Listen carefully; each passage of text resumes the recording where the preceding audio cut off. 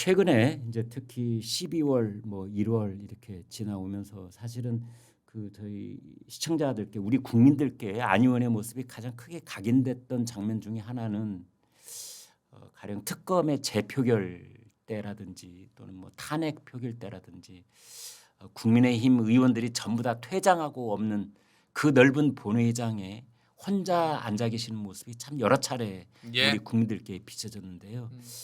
어떻게 보면 저렇게 해서라도 돋보이고 싶으신 건가?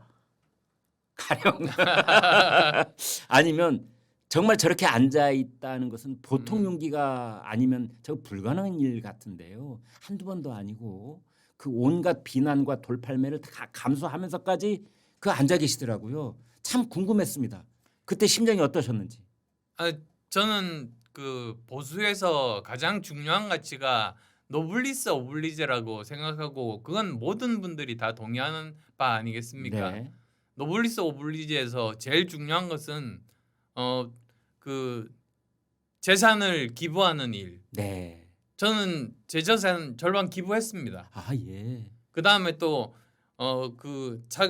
전쟁이 일어났을 때 네. 정말 뭐 로마에서 보면 귀족 계급이 제 전선 앞에 나와서 목숨을 바치지 않습니까? 맞습니다. 그렇게 자기 목숨을 거는 일인데 네. 그 대구 의료봉사할 때 제 코로나 때 예. 그때는 모든 사람들이 항체가 없었기 때문에 네. 정말로 처음 접촉하면 죽을 수 있습니다. 네. 그런데도 저 나름대로 노블리스 오블리제를 제가 실천을 했다고 보는데요. 그때 전 국민이 안 의원께 참 큰 격려의 박수를 보냈었습니다. 예, 그리고 예. 또 하나가 더 있습니다. 네. 그게 그 국민들이 생각하는 대로 자기의 소신을 지키는 일입니다. 네. 근데 저는 이렇게 판단했습니다.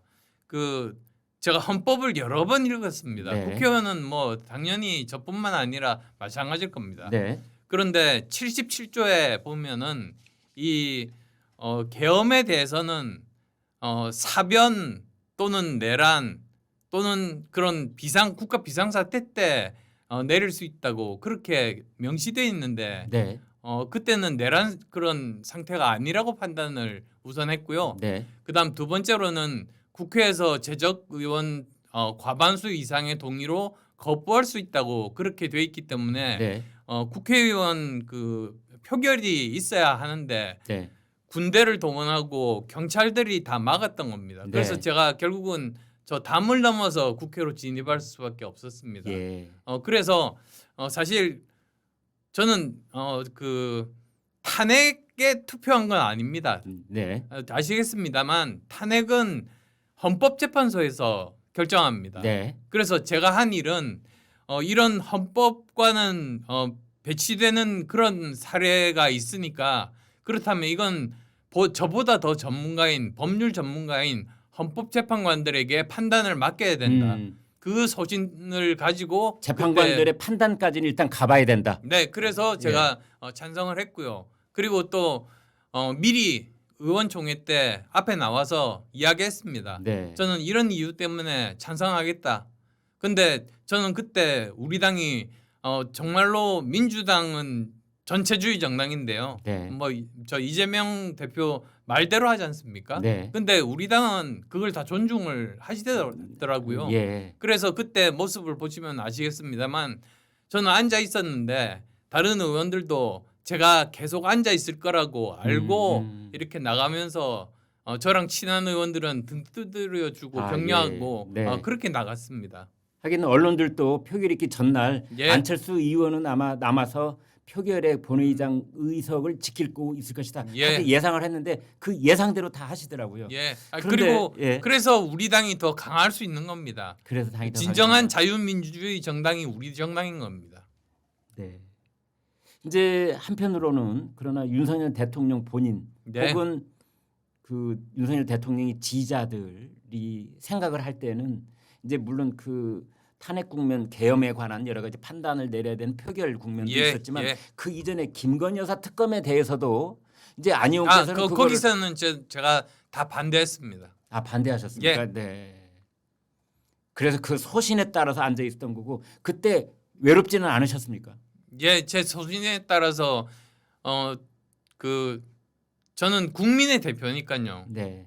저 혼자 앉아 있는 게 아니라 저는 20만 명의 유권자를 대표합니다. 20만 명이 같이 앉아 있다고 생각했습니다. 혹시 부인께서는 여보 좀 혼자만 앉아 있지 말고 나갈 때 좀 같이 나가고 좀 그러라고 부인께서는 그런 말씀 안 하시던가요? 제 아내는 정치적인 일에 전혀 관여하지 않습니다. 아, 그렇습니까? 네. 지금 대학 교수를 하고 있습니다만 예. 학생들 가르치는 일에 네. 전념하고 있습니다. 그런데 부인께서 보시기에 국민의힘 107명은 나가는데 남편 혼자만 딱 앉아 있는 장면을 저녁 뉴스라도 보게 되면은 부인께서 또 마음이 착잡하실 수도 있었잖아요. 예, 근데 또 제 아내는 뭐 일절 거기에 대해서 저한테 이야기하지 않았습니다. 서로 상대편의 일에 대해서는 얘기하지 말자. 저 이야기하는 경우도 있는데요. 네. 그 경우에 이야기를 하지 않았습니다. 네. 자, 어제 이제 그 윤석열 대통령에 대한 헌법재판소의 10차 변론이 예. 있었고 한덕수 총리, 홍정원 국정원 전 1차장, 그다음에 이제 조지호 경찰청장 이렇게 세 분이 나와서 이제 증언을 하고 그렇게 됐습니다. 그래서 이제 어제 오늘 그 언론들이 정리를 한 거 보면은 총 요점이 5가지더라고요. 예. 하나는 이제 계엄 선포의 요건이 됐느냐, 예. 그다음에 국무회의를 포함한 절차적 정당성이 있었느냐, 맞습니다. 예. 이런 거. 그다음에 국회를 봉쇄하려고 했었겠느냐. 그다음에 포고령 1호. 예. 그다음에 정치인 체포에 관한 그 이른바 홍장원 메모 그것 등등 뭐 이런 정도더라고요. 안 의원께서 보시기에 그 중에서 가장 헌재 재판관들 사이에 지금 쟁점이 되고 있는 항목은 뭐라고 보세요? 글쎄요, 쟁점이라기보다 제일 중요한 게 사실 첫 번째로 말씀하신 부분 아니겠습니까? 계엄의 요건. 예, 네. 그렇습니다. 예. 저는 그걸 제일 중요하게 지금도 심의를 하고 있다 이렇게 생각합니다. 그런데 지금 대통령 인식도 그렇고 대통령 변호인들도 그때가 전시 사변에 준하는 국가 비상사태였고 그걸 판단하는 사람은 오로지 대통령이 고유로 혼자 판단하는 거지 그런 걸 여론조사로 판단할 건 아니지 않느냐 뭐 이런 의견이라면 거기는 뭐라고 답변하시겠습니까? 저는 정치는 정치로 풀어야 된다 이렇게 생각합니다. 예. 그래서 마치 미국 대통령처럼 네. 저 오바마 대통령 2기 후반기에는 네. 상원 하원 다 소수당이었습니다. 네. 근데 그때 보면 백악관 쪽으로 야당이죠. 야당 의원들을 불러서 한 사람씩 설득을 하는 겁니다. 네. 그러면서 결국은 그 국민을 위한 그런 정책들을 이렇게 그래놓고 내놓으니까 야당 의원들도 반대를 잘 못했습니다. 네. 그래서 소수당인데도 명예롭게 그렇게 퇴진할 수 있었던 겁니다. 네. 그래서 저는 대통령께서 좀 그렇게 야당의 의원들이 무조건 잘못됐다. 뭐 또 그 중에서 뭐 이 사람은 범죄자다 이렇게 생각하지 마시고 정치는 정치니까 네. 이 사람이 범죄자인 건 사법부에서 판단할 것이고 그 행정을 총괄하는 그런 대통령의 입장에서는 이 사람들을 설득을 해서 법률을 통과를 시켜야지 본인이 원하는 국가 개혁을 하실 수 있지 않습니까? 네. 저는 그런 방법을 노력을 하셨으면 어떠셨을까 싶습니다. 네. 그렇다면은 안 의원님이 작년 봄이나 여름, 가을 그 어느 시기였을지라도 아무튼 그 윤석열 대통령하고 한번 독대 의자를 가져보시는 건 어떻겠습니까? 예, 독대는 하지 못했습니다. 여러 예. 사람하고 같이 만난 적은 예. 몇 번 있습니다. 네. 그런데 대통령을 좀 따로 이렇게 두 분이 만나서 예. 허심탄회하게 그런 생각들을 오래전부터 가지고 계셨을 테고 또 윤석열 정권 탄생을 위한 그 단일화의 최종적인 디딤돌을 놔주신 그런 역할도 있고 하니 예. 혹시 두 분이서 감정적으로 뭐 대립하거나 뭐 앙금이 있거나 그러세요? 그러지는 않으시고요. 근데 제일 처음에 그 대통령직 인수위원장 할 때 네. 그때는 별 이견이 없었습니다. 네. 그래서 제가 결국은 110대 국정과제까지 예. 시간 맞춰 가지고 다 만들어서 보고해 드렸습니다. 네.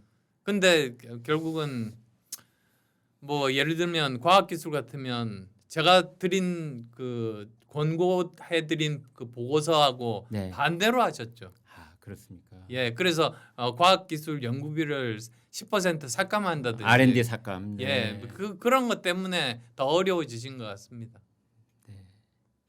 아무튼 뭐 지난 얘기이기 때문에 지금 또 다시 반출을 해본들 예. 뭐 이미 지나간 일이고 이제 헌법재판소가 3월 중순께 이제 결정을 내릴 거다 다들 그렇게 보고 있는데 안 의원님이 정말 솔직하게 말씀 좀 해주셨으면 좋겠는데 예, 대통령이 다시 용산으로 복귀할 가능성 얼마나 된다고 보세요? 그건 사실 지금 두 가지 재판이 진행되고 있지 않습니까? 예. 아시다시피 하나는 형사재판, 하나는 헌법재판소에서 탄핵에 대해서 결정하는 재판이고, 예, 그 다음에 사실은 지금 구속되어 계신 이유는 예, 형사재판, 그러니까 내란죄에 해당하는가 아닌가, 네, 이거는 1심, 2심, 3심까지 아주 오래 갈 겁니다. 네, 그런 두 가지를 하고 있습니다. 네, 그래서 지금 제가 전문가들한테 물어봤습니다. 예. 그랬더니 내란죄에 대해서는 의견들이 좀 나뉩니다. 네, 그래서 내란죄라는 분도 계시고 아닌 분도 계시고 네, 그래서 저도 이건 확실히 잘 모르겠습니다. 예, 그런데 이제 탄핵에 대해서는 네, 제가 이건 저 헌법 규정과는 맞지 않다고 생각해서 탄핵에 찬성한 만큼 네, 그쪽은 확률이 조금 불행하게도 높은 것 아닌가. 네, 사실 여당 입장이니까 네, 저도 우려합니다. 네, 예, 그렇지만 저 좀 확률이 높지 않나 이렇게 생각했습니다. 네.